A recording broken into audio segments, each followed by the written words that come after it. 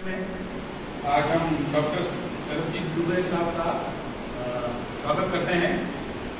आप वैज्ञानिक सोच उसके बारे में और युवाओं को अपना कोई भी क्वेश्चन हो उसके बारे में वो अपन को अपनी वार्ता के माध्यम से लाभान्वित करेंगे। आज जैसा कि युवा नेतृत्व समुदाय विकास प्रतिष्ठान का समापन समारोह है, तो अभी आप इसको बहुत बहुत स्वागत करते हैं सर का और आपकी वार्ता ठीक है सर।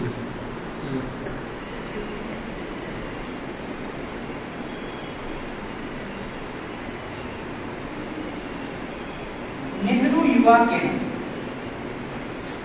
के द्वारा आयोजित युवा नेतृत्व और सामुदायिक विकास प्रशिक्षण केंद्र में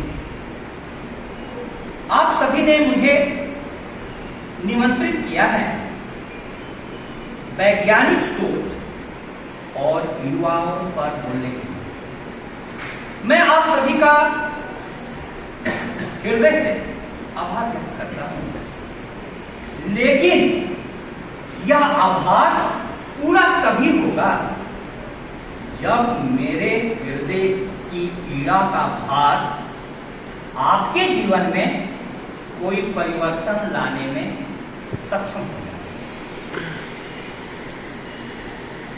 आज के युवाओं से मैं पिछले 25 वर्षों से शिष्य गुरु संवाद केंद्र के माध्यम से प्रत्येक रविवार को संवाद करता हूं, इसलिए मुझे पूरा पता है आज के युवक को या युवती। अभी मैं कन्या महाविद्यालय में हूं, 15 साल गोविंद गुरु कॉलेज में पढ़ाया। आपकी पीड़ा क्या है मुझे पूरी तरह से मालूम है, लेकिन फिर भी मैंने आपसे पूछा कि आपका कोई विशेष प्रश्न हो तो मैं उस पर आपके साथ संवाद करूं।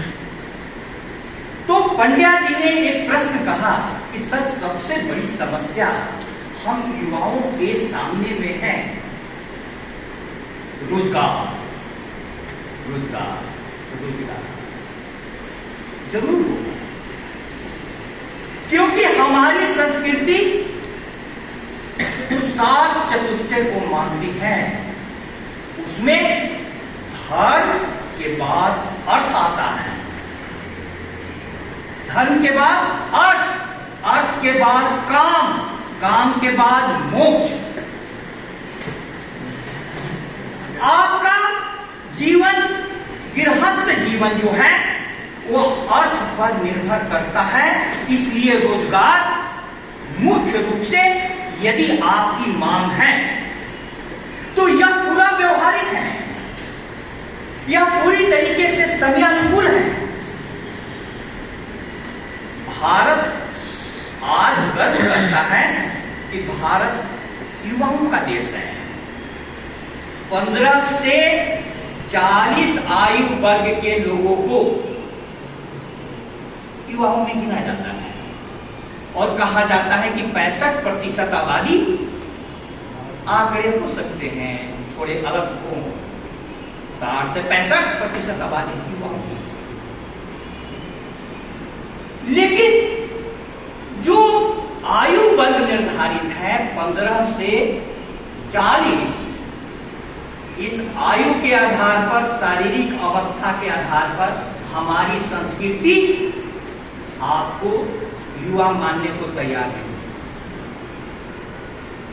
आप इस बात को समझें, युवा का मतलब क्या हुआ? युवा शारीरिक अवस्था नहीं है, युवा का संकेत हमारी संस्कृति में मानसिक अवस्था से दिया गया। मानसिक अवस्था से एक उदाहरण दूं, आपको समझ में आ जाएगा। हमारे यहां वृद्ध भी 3 प्रकार के माने गए। वृद्ध माने ओल्ड। कौन कौन से वृद्ध? एक आयु वृद्ध जो एज में बड़े हो, एक तपोवृद्ध जो तपस्या में बढ़े, और एक ज्ञान वृद्ध जो ज्ञान में बढ़े। वृद्ध 3 प्रकार के हो सकते हैं, तो युवाओं की भी परिभाषा आज बदलने की जरूरत है। हम जवानी में मुख्य रूप से इतने जोश से भरे होते हैं कि रामधारी सिंह दिनकर की लाइन याद आती है, पत्थर सीहो मांसपेशियां, लोहे से भुजदंड अभय,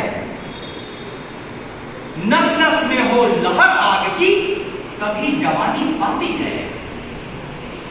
इसीलिए फिजिकल एबिलिटी पर हम बहुत ज्यादा ध्यान देते हैं, लेकिन मेंटल एबिलिटी, मानसिक योग्यता को हम चूक जाते हैं। फ्रांस के एक प्रसिद्ध विचारक का नाम है बिनेट, उन्होंने मेंटल एज की अवधारणा दी।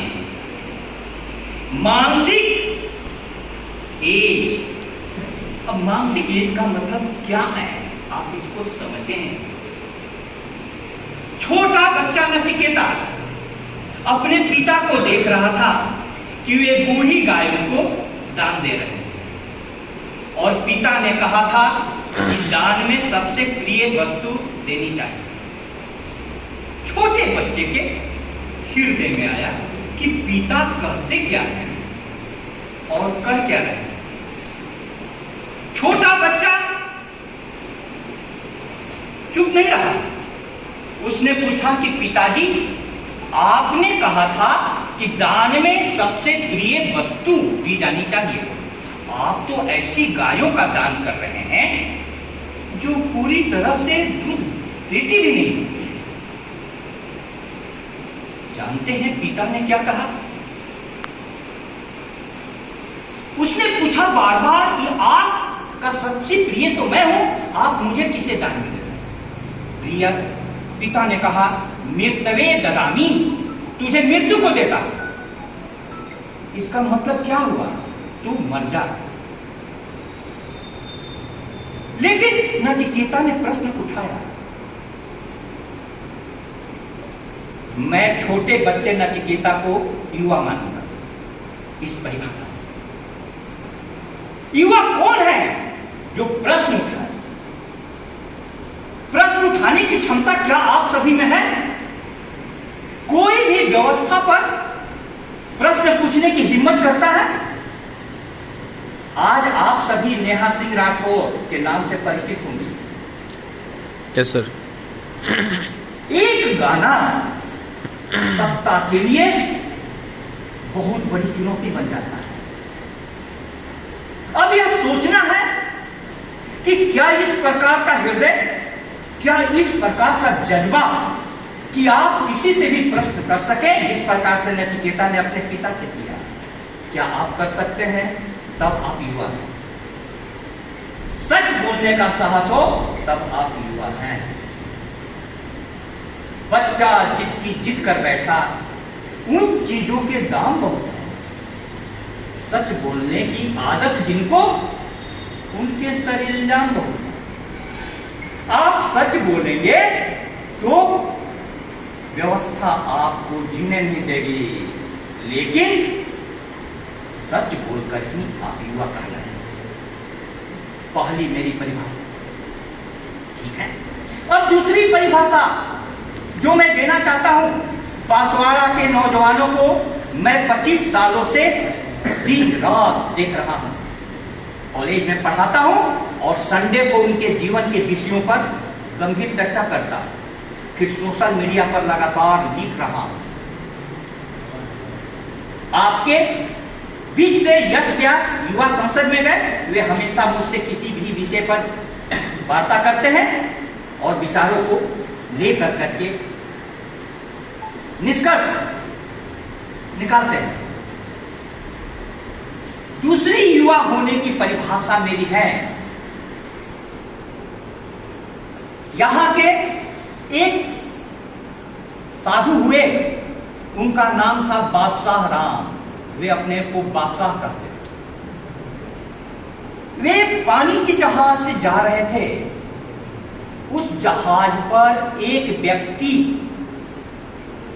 90 वर्ष का पढ़ाई में मशगूल था। उन्होंने कहा कि आप क्या कर रहे हैं, आपको लगातार पढ़ते हुए देख रहा हूं।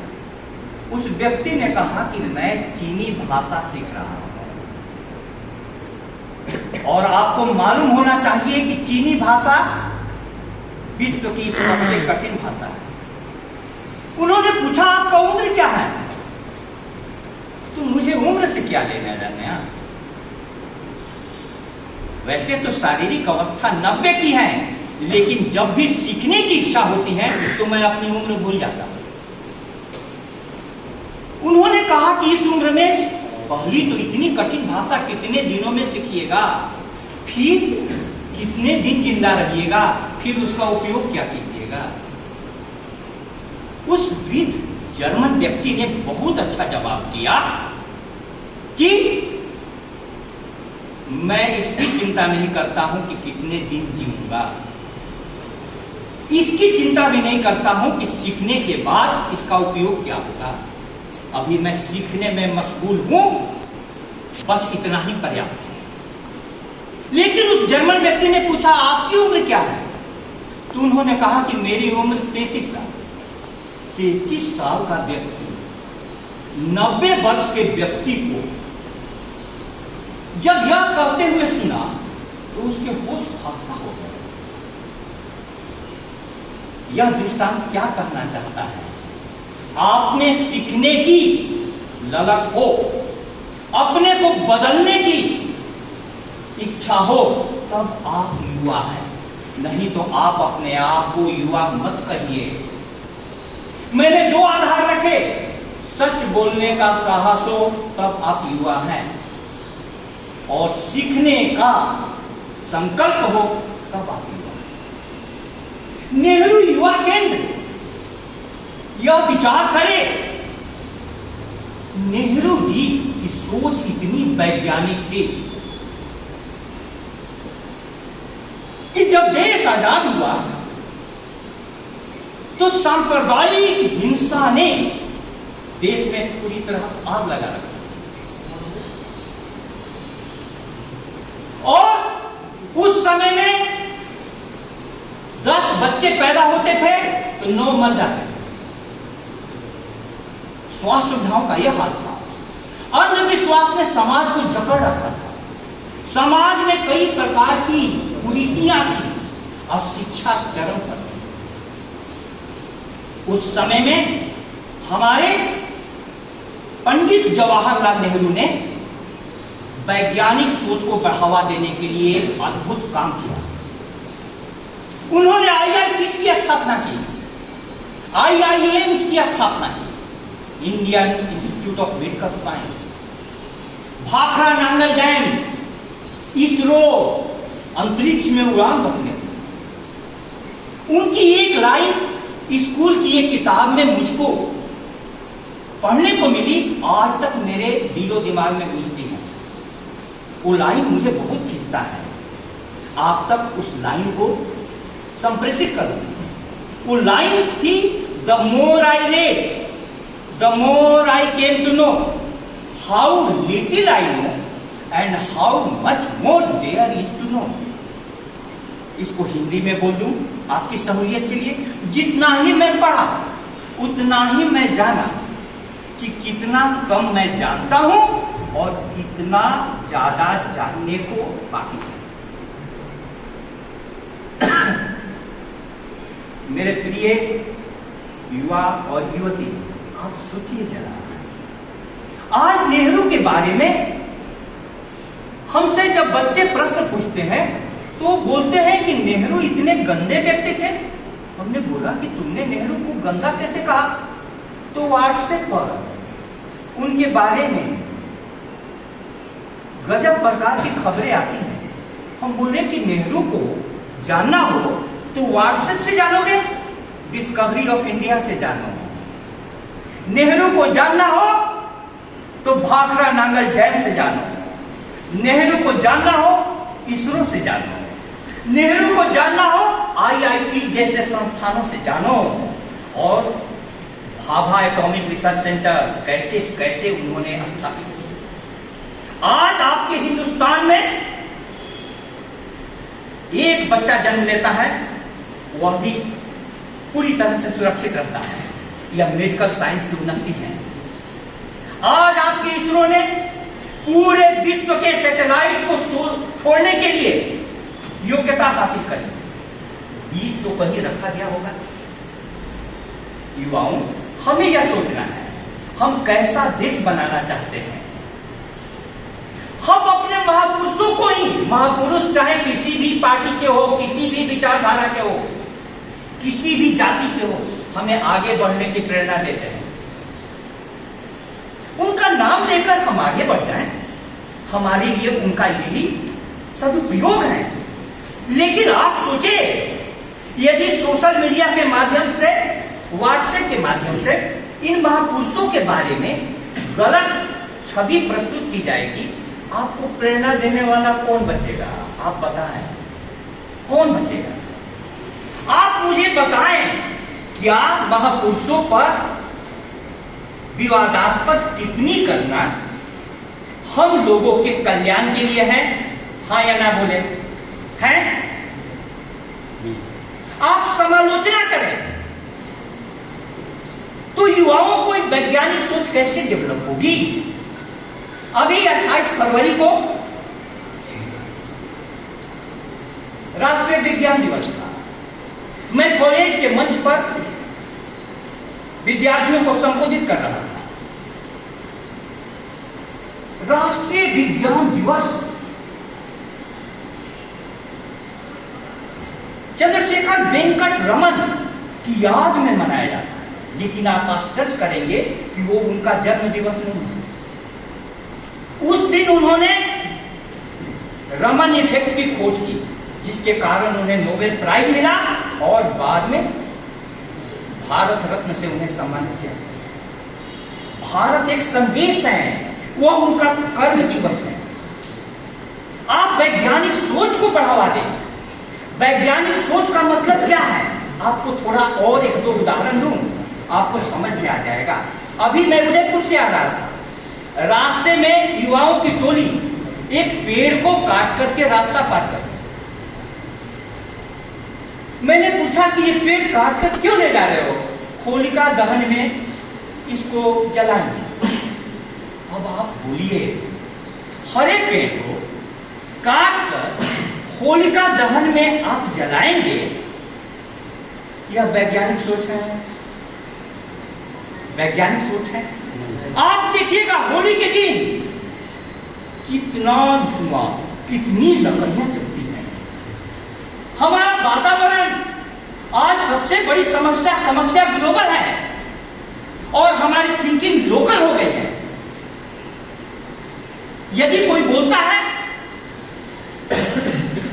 तो यह सवाल उठता है कि आप हमारे धर्म में हस्तक्षेप क्यों कर रहे हैं?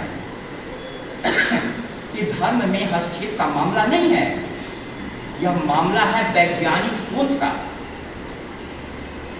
स्वीडन की एक लड़की है ग्रेटा थुनबर्ग, आपने नाम सुन रखा है?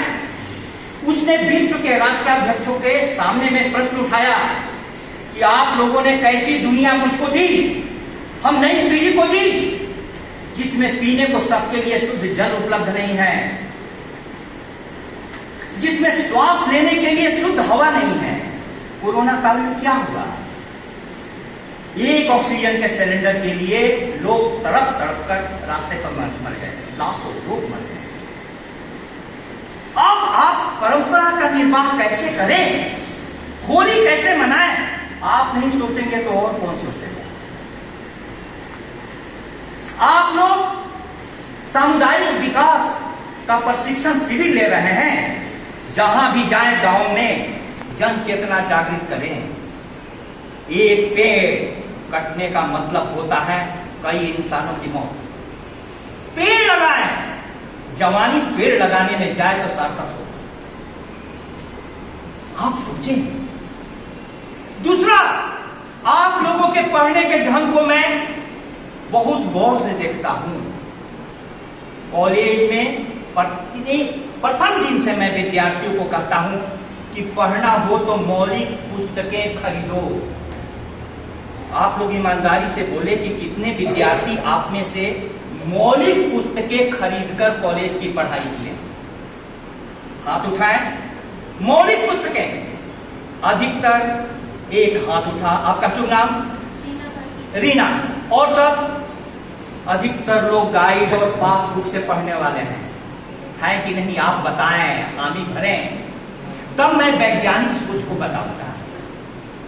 पढ़ाई में आपकी वैज्ञानिक सोच तो यह होनी चाहिए कि पाठ्यक्रम सिलेबस सामने में रखें, मौलिक पुस्तकें रखें और पिछले साल के प्रश्न पत्र रखें। मौलिक पुस्तकें कोई भी विद्वान लिखता है जिसको टेक्स्ट में आपको शामिल किया गया है, पाठ्यक्रम में आपको मौलिक जानकारी दे। आप पासबुक और गाइड पर जो पीढ़ियां उतर गई हैं, वो पीढ़ियां जब भी राज्य स्तर की प्रतियोगिता परीक्षा होती है और भारत स्तर की प्रतियोगिता परीक्षा होती है, तो आपको उसको खामियाजा भुगतना पड़ता है। भुगतना पड़ता है क्यों? आपकी यह सोच कहां से डेवलप हुई? आप सभी के पास कम से कम 10 जोड़ी कपड़े तो होंगे।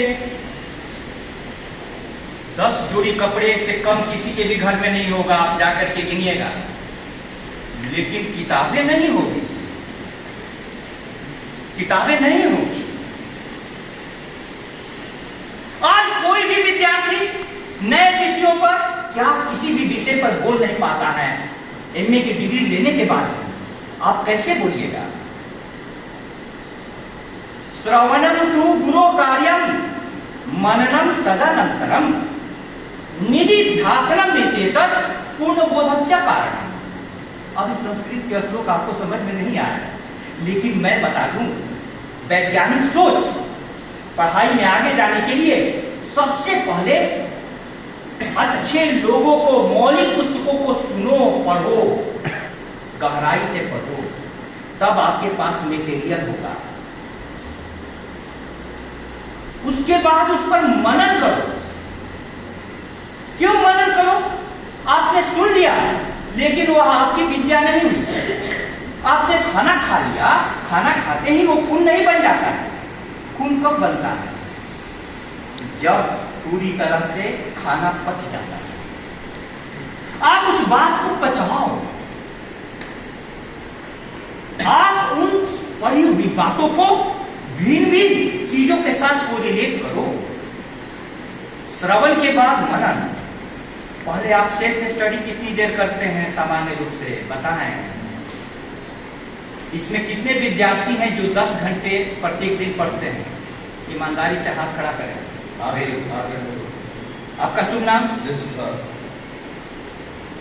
आप 8 घंटा पढ़ रहे हैं, बहुत अच्छी बात है, और सारे विद्यार्थियों ने नहीं। यहाँ तो यह हाल है कि मैं विद्यार्थियों को प्रत्येक दिन बोलता हूं कि सेल्फ स्टडी करो, पढ़ने का। एक विद्यार्थी आया, मेरा पैर छुआ कि सर आपने तो मेरी जिंदगी बदल दी। हमने बोला पढ़ना शुरू कर दिए? हाँ। बोले कि कितने घंटे पढ़ते हो? बोला कि 40 मिनट। अब बताओ 40 मिनट से जिंदगी कैसे बदलेगी? आप सोचो, हिंदुस्तान के अन्य नगरों में रहने वाले लोग, मैं भी आपके समान जब युवा था, कॉलेज में था, मैंने भी नौकरी के लिए दर दर की ठोकरें खाई हैं। मैंने जीवन में अपने 17 इंटरव्यू दिए। 17 अब 17 इंटरव्यू पूरी ताली बजाने की बात नहीं है, क्योंकि बार बार इंटरव्यू देने का मतलब कि हमारा सिलेक्शन नहीं हो रहा था। एक यह पक्ष हुआ देखने का। आप दृष्टिकोण देखिए। किसी ने कहा कि यार सिलेक्शन होता नहीं है, तुमको निराशा नहीं लगती है? हमने कहा कि पागल, यह तो देखो, मेंस परीक्षा पास कर रहा हूं, ये क्या कम बात है? मेंस परीक्षा पास कर रहा हूं तो कितना मैंने पीटी दिया होगा? 50 परीक्षाएं दी।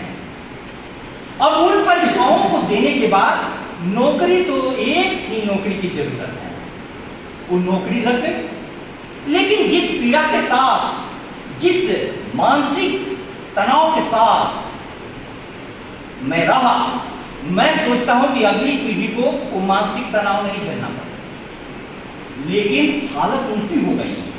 मेरे समय में हमेशा सही समय पर परीक्षा तो हो जाती थी, रिजल्ट भी आ जाता था, और लेकिन आपके समय में हालत क्या है? आपके समय में हालत यह है कि परीक्षा सही समय पर नहीं हो रही है, और जो भी परीक्षा होती है उसके पेपर लीक हो जाते हैं। Do you agree? आप मुझसे सहमत हैं?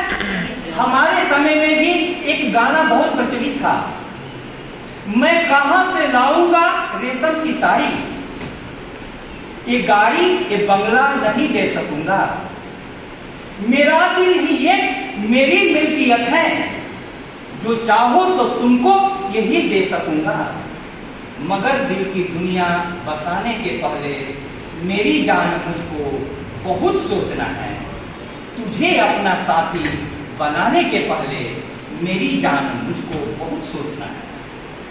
शादी की उम्र हो जाती है, अभी शादी की उम्र क्या है? आपको 18 याद है रीना जी? 21 हो चुका है, लड़कियों के लिए भी लड़कों के लिए। ठीक है, अब देखिए हमारी संस्कृति में ब्रह्मचर्य आश्रम 25 वर्ष का होता था। 25 वर्ष के बाद गृहस्थ आश्रम में प्रवेश करो।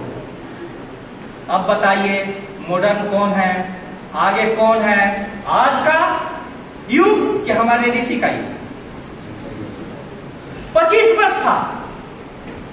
अब गृहस्थ आश्रम को हमारे सभी आश्रमों में सबसे कठिन बताया गया। मैं आपको इस बिंदु पर, आपने प्रश्न पूछा था कि हमारे जीवन की सबसे बड़ी समस्या रोजगार है, और मैं आपको वैज्ञानिक सोच पर बात कर रहा हूं। हमारे सबकी समस्याएं एक दूसरे से जुड़ी हुई हैं। जब पेपर लीक हो रहे हो, परीक्षाएं सही समय पर आयोजित नहीं हो रही, आज की युवा पीढ़ी क्या करे? आप आश्चर्य करेंगे कि हम लोगों को यूजीसी द्वारा कॉलेज में, विश्वविद्यालयों को कहा गया है आत्महत्या रोकने के लिए कोर्स तैयार करो। पढ़ते होंगे आप पेपर में, कोटा में बच्चे सुसाइड कर जा रहे हैं। अभी आईआईटी बॉम्बे में दर्शन नाम का एक लड़का सुसाइड कर गया। मैं आपसे कहना चाहता हूं, ऐसी अंधकारपूर्ण परिस्थिति में भी आशा की किरण है। क्या है आशा की किरण? आपने कभी युवा स्वामी नरेंद्र नाथ दत्त, स्वामी विवेकानंद का जीवन पढ़ा? जिस समय में समाज में 10वीं पास लोग नहीं मिलते थे, उस समय में विश्वविद्यालय का टॉपर नरेंद्र नाथ दत्त भी नौकरी के लिए दर दर की ठोकरें खा रहे थे। अचानक पिताजी का स्वर्गवास हो गया तो वे नरेंद्र नाथ दत्त के घर की स्थिति ऐसी हो गई कि रोटी खाने के लिए मां बहाना कर देती थी ताकि बेटा खा ले, और बेटा क्या करता था कि बाहर से आता था कि मेरे दोस्त ने मुझको खिला दिया, मां तुम खा लो। उस अंधकारपूर्ण स्थिति में भी उन्हें प्रकाश की एक किरण रामकृष्ण परमहंस मिल जाते हैं। आप देखो, देखो, सोचो जरा, वैज्ञानिक सोच कहां से आएगी? न फिक्रे गुर्बत है, न अंदेशाए तन्हाई है, जिंदगी इतने हवादिशों से गुजर आई है। जिस हाल में लोग मरने की दुआ करते हैं, उस हाल में मैंने जीने की कसम खाई। उस हाल में मैंने, आपका संकल्प हो कि जिस हाल में लोग मरने की दुआ करते हैं, उस हाल में मैंने जीने की कसम खाई। कैसी कैसी आत्मा को पैदा किया भारत के स्वतंत्रता काल में। सुभाष चंद्र बोस की नौकरी लग गई थी, वो भी आईसीएस। उनकी आत्मा ने पुकारा कि क्या शानो शौकत की आईसीएस की नौकरी ब्रिटिश राज की गुलामी करने के लिए ही तुम्हारा जीवन बना है? इस अंतरात्मा की आवाज को सुभाष चंद्र बोस इग्नोर नहीं कर सके। उन्होंने अपनी मां को पत्र लिखा, अपने परिवार वाले को पत्र लिखा कि मैं यह नौकरी छोड़ करके देश की सेवा में जाना चाहता हूं। सबने मना कर दिया। इस उम्र में आपको शादी की चिंता होती है, घर बसाने की चिंता होती है, रोजगार की चिंता होती है। कोई गलत बात नहीं है, यह स्वाभाविक मनोविज्ञान है। लेकिन एक अंतरात्मा की आवाज भी कभी सुनिए। सुभाष चंद्र बोस की जीवनी पढ़िए। मैंने उनकी एक किताब पढ़ी थी, तरुणाई के सपने। उसमें बहुत प्यारी लाइन लिखी हुई थी, तेरे और मेरे इश्क में फर्क इतना है, तेरे और मेरे इश्क में फर्क इतना है, तू अपनी मासूका के लिए दिन रात जगा करता है और मुझे मेरी मातृभूमि के हालात सोने नहीं देते। तेरे और मेरे इश्क में फर्क इतना है। इश्क में भी फर्क होता है। बच्चे निराश क्यों होते हैं? सिर्फ सिकुड़ जा रहे हैं। अपने को मेरी नौकरी नहीं है, मेरे को कोई सहारा नहीं है। आपसे युवाओं में कहना चाहता हूं, भारतीय संस्कृति की आत्मिक दृष्टि को उठाओ, पढ़ो। आपको धरती पर किसने लाया? मां बाप सिर्फ शरीर उत्पन्न करते हैं, आत्मा उसमें प्रवेश करती है। आप परमात्मा के अंश हैं। भारतीय संस्कृति की दृष्टि आपके व्यक्तित्व में 3 विरोधी चीजें हैं। एक तन है, तन दिखाई दे रहा है कि नहीं? नहीं दिखाई दे तो बता दो, क्योंकि वो भूत प्रेत होगा। तन तो दिखाई दे रहा है, मन दिखाई नहीं दे रहा है। लेकिन क्या मन नहीं है? मन तो है, दिखाई नहीं दे रहा है, तन से ज्यादा शक्तिशाली है। मेरा मन निमंत्रण हुआ कि यहां मैं लेक्चर देने आऊं, गर्ल्स कॉलेज से यहां आ गया। आपका मन जहां चला जाएगा, शरीर वहां जाने को तुरंत तैयार। लेकिन इसके ऊपर भी एक आत्मा है, आत्मा। अब आप अपनी को तन मानेंगे कि मन मानेंगे कि आत्मा मानेंगे? मेरे प्रश्न का जवाब दें, क्या मानेंगे? तीनों है आपके व्यक्ति। क्या मानेंगे? तन मानेंगे, मन मानेंगे कि आत्मा मानेंगे? बताइए, मुझसे सीधे संवाद कीजिए। यह मोनोलॉग नहीं हो कि मैं कुछ भी बोल के चला जाऊं। आप क्या मानेंगे अपने आप? मैं आपसे प्रश्न पूछता हूं, तन मानेंगे, आत्मा मानेंगे? तन मानेंगे तो तानव कहा जाएगा, आत्मा मानेंगे तो आत्मा कहा जाएगा। लेकिन सामान्य रूप से हम सभी को मानव कहा जाता है। मानव क्या कहा जाता है? मानव। और मन का एक सिरा तन से जुड़ा हुआ है, लेकिन दूसरा सिरा आत्मा से जुड़ा हुआ है। इसलिए आप देखेंगे कि कभी आपका मन नीचे की ओर गिर जाता है, सामान्य रूप से जैसे पानी नीचे की ओर ढुलक जाता है, उस प्रकार से मन आपका नीचे की ओर गिरने लगता है। लेकिन 24 घंटे में कुछ क्षण ऐसे भी आते हैं जब आपका मन ऊपर की ओर उड़ान भरता है। आता है कि नहीं? आप उस पल को जिंदा कीजिए, एक पल जब आप आत्मा के संपर्क में होते हैं। तब स्वामी विवेकानंद की एक लाइन आपको याद आएगी, विश्वास विश्वास विश्वास। सबसे पहले अपने आप में विश्वास, फिर ईश्वर में विश्वास। यदि तुम 33 करोड़ देवी देवताओं में विश्वास करते हो, किंतु अपने आप में विश्वास नहीं करते, तो तुम्हारी मुक्ति नहीं हो सकती। जिस परमात्मा ने जीवन दिया है, उस परमात्मा के जीवन को लेने का आपको क्या हक है? कोई हक है? कोई हक नहीं। अब किया क्या जाए? मैं आपको निराशा से निकलने के लिए युवा नेतृत्व और सामुदायिक विकास प्रशिक्षण शिविर में यह बताना चाह रहा हूं कि आप यदि आत्मवान नहीं बनेंगे तो गांव में जाकर दूसरे की आत्मा को कैसे जगाएंगे? आप बताएं। आज देश की स्थिति इतनी बुरी क्यों है? जिनको हम आदर्श मानते हैं, पता चलता है कि उनकी आत्मा है ही नहीं। आज का युवा निराश क्यों है? उसके सामने में आत्मवान लोग नहीं है। लेकिन फिर भी युवा पीढ़ी को मैं कहना चाहता हूं, आप यदि आत्मवान लोगों को सिर्फ समाचार पत्रों में खोजोगे और टीवी पर खोजोगे तो बहुत कम मिलेंगे। दुनिया में अच्छे लोग हैं, आत्मवान लोग हैं, आपको ढूंढना पड़ेगा। आपकी खोज हो। स्वामी विवेकानंद, नरेंद्रनाथ दत्त स्वामी विवेकानंद के गुट नरेंद्रनाथ दत्त को बेचैनी हुई तो वो गए, सबसे पूछते थे क्या आपने भगवान को देखा है? क्या आपने भगवान को देखा है? अपने प्रोफेसर से पूछे, महर्षि देवेंद्रनाथ ठाकुर से पूछे। रामकृष्ण परमहंस के पास पहुंचे तो उन्होंने कहा कि तुझे देखना है? तब इतना बड़ा तार्किक व्यक्ति रामकृष्ण परमहंस के चरणों में समर्पण कर दिया।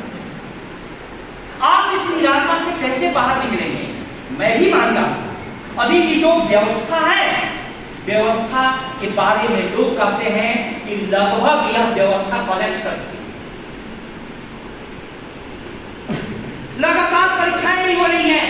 जो डिग्रियां आपने अर्जित की हैं, उन डिग्रियों का कोई मूल्य नहीं है।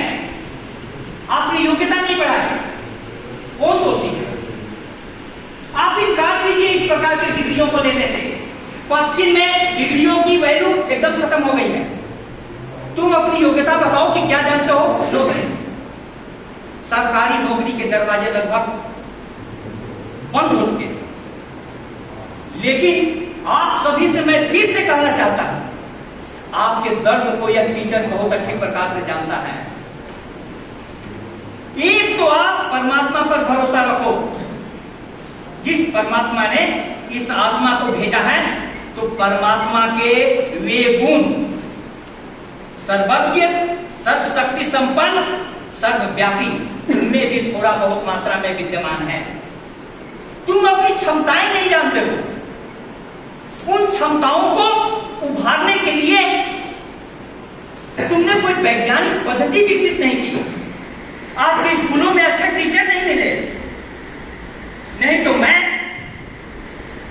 9th और 10th क्लास में क्रिकेट के प्रेम में पढ़ा और 10 घंटे क्रिकेट खेलता था, MA तक। और आज आपके सामने में मैं एसोसिएट प्रोफेसर हूं। कैसे संभव हुआ? 10 घंटा क्रिकेट खेलने वाला एक व्यक्ति एसोसिएट प्रोफेसर बन जाए? पढ़ने की वैज्ञानिक टेक्निक मुझे मालूम चल गई।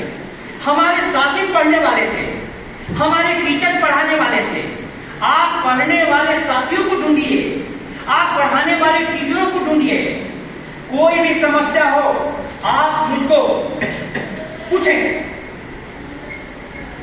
आपको मैं जो विचार दूंगा वो विचार आपको रास्ता दिखाएंगे।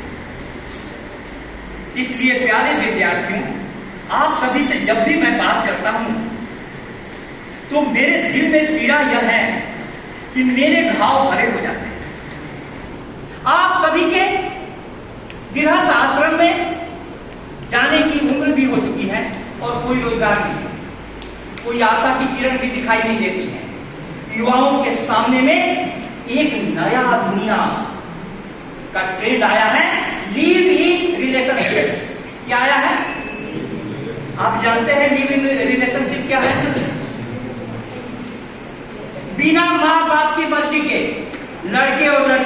एक साथ रहना शुरू कर देते हैं। और उसके बाद हश्र क्या होता है, कभी श्रद्धा के रूप में, कभी दूसरे रूप में आपके सामने में आ जाता है। मैं आपको आगाह करना चाहता हूं, पवित्रता, तन की पवित्रता, मन की पवित्रता आपको आत्मा के सम्मुख पहुंचाएगी, आत्मा की ऊंचाइयों तक पहुंचाएगी। आप बड़े उद्देश्यों को लेकर के जिए। देश के सामने में इतनी बड़ी चुनौतियां हैं, आपके बीच से कोई नेता उत्पन्न होना चाहिए। गांव में लोग भटक रहे हैं, कोई राह दिखाने वाला उत्पन्न होना चाहिए। आज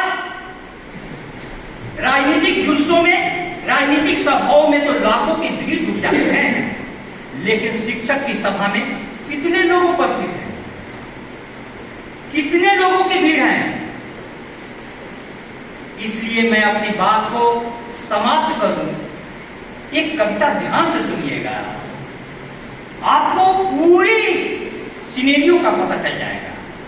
राजपथ पर जब कभी जयघोष होता है, आदमी फुटपाथ पर बेहोश होता है। कितना जिंदाबाद मुर्दाबाद के नारे लगाए जा रहे हैं और हमारे युवाओं के जीवन में उतना ही अंधकार फैलता जा रहा है। रोजगार की कोई व्यवस्था नहीं हो रही है और युवाओं को लगता है कि अब जी करके क्या करें। राजपथ पर जब कभी जयघोष होता है, आदमी फुटपाथ पर बेहोश होता है।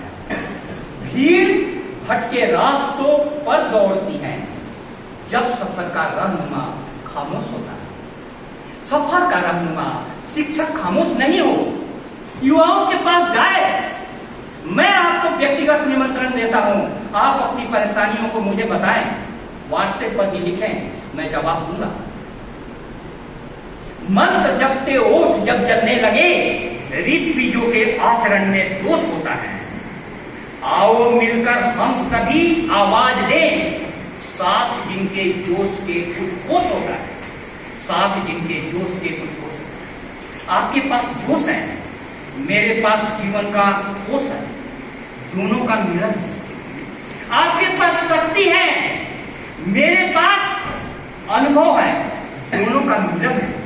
क्योंकि संस्कृत की एक लाइन कहती है, यौनम धन संपत्ति प्रभुत्वम अविवेकिता एकैकमप्यनर्थाय किमु यत्र चतुष्टय।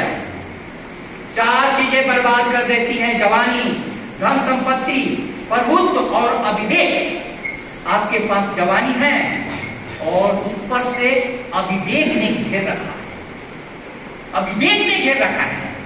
आपके पास पैरों में चलने की शक्ति है, लेकिन किधर जाए ये आपको मालूम नहीं चलता। इसीलिए नेहरू युवा केंद्र की यह वार्ता आपके जीवन में एक नया सवेरा लेकर के आएगा। यदि आप अपनी शक्ति को किसी अनुभव जन के मार्गदर्शन में आगे बढ़ाएं, आप अपने जोश को किसी होश वालों के साथ सम्यक दिशा दें, तब यह जवानी सार्थक हो जाएगी और आपको अपने जीवन पर गर्व होगा। मैंने आपको पूरे भाषण के दौरान इतना ही कहा कि जवानी का मतलब है सच बोलने का साहस और सीखने का संकल्प होगा। और कितने भी अंधेरे हो, यदि आप इस जगत में कितनी भी अव्यवस्था दिखाई देती हो, मैं अपने जीवन का अनुभव करूं, 10 साल खेलने के बाद मुझ पर 3 साल का क्रिकेट में प्रतिबंध लगा दिया। मेरे तो सारे जीवन का तपस्या ही छीन ली, लेकिन किसी ने समझाया कि तुम्हारी मेहनत का पूरा हिसाब ऊपर वाला रखता है। खेल में रोका गया, थोड़ा पढ़ाई कर। मैं जानता भी नहीं था कि पढ़ते पढ़ते मैं कॉलेज एजुकेशन में इतने बड़े पद पर आ जाऊंगा, जहां युवाओं से लगातार संवाद होता रहेगा। मैं तो परमात्मा में विश्वास करता हूं, अपने जीवन को धन्य मानता हूं। आप परमात्मा में विश्वास कीजिए, उसके पहले अपनी आत्मा के प्रति पूर्णतया विश्वास से भरिए, और कितनी भी विपरीत स्थितियां हो, इसमें एक रास्ता पकड़िए, चलने को एक राह ही काफी है। जमाना यह बदल डालेंगे, मेहनत कश पसीने से चमक जाएगा सूरज भाग्य का, यह रात मत देखो, अंधेरे को मत देखो। मैं बहुत पीड़ा में हूं। जमाना यह बदल डालेंगे, मेहनत कर पसीने से चमक जाएगा सूरज भाग्य का, यह रात मत देखो। घटाओ फासले जो आदमी ने खुद बढ़ाए हैं, करो कुछ उसके खातिर तुम नया इतिहास मत देखो। चलो खुद अपनी ताकत पर, किसी का साथ मत देखो। बदल सकते हो तकदीरें, लकीरें हाथ मत देखो। आज टीवी पर जब खोलो अंधविश्वास की चर्चा, धर्म हमारा अंधविश्वास बन गया है। मैं कहना चाहता हूं विज्ञान का भी धर्म हो। वैज्ञानिकों ने कितना मर करके एटम बम बनाया, राजनीतिज्ञों ने उससे हिरोशिमा नागासाकी पैदा की। एक सेकंड में लाखों व्यक्ति मारे गए। विज्ञान का भी धर्म होना चाहिए, धर्म का भी विज्ञान होना चाहिए।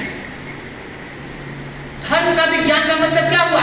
हिंदू मुस्लिम सिख ईसाई सबके लिए एक भिन्न भिन्न रास्ते हैं। एकम सद विप्रा बहुधा वदंती, उस एक सत्य के भिन्न भिन्न नाम हैं। हमारे देश में जाति के नाम पर, धर्म के नाम पर और विभिन्न नामों पर जो भी नफरत के बीज बोए जा रहे हैं, उनके प्रति आप सावधान रहिए। मैंने इतने देर में जो कुछ अपने हृदय को उद्गार व्यक्त किए, आपके हृदय में ये समा जाए तो बलवंत जी का मुझे बुलाना सार्थक होगा और मुझे भी अपने जीवन में बहुत धन्यता का अनुभव होगा। बहुत बहुत धन्यवाद।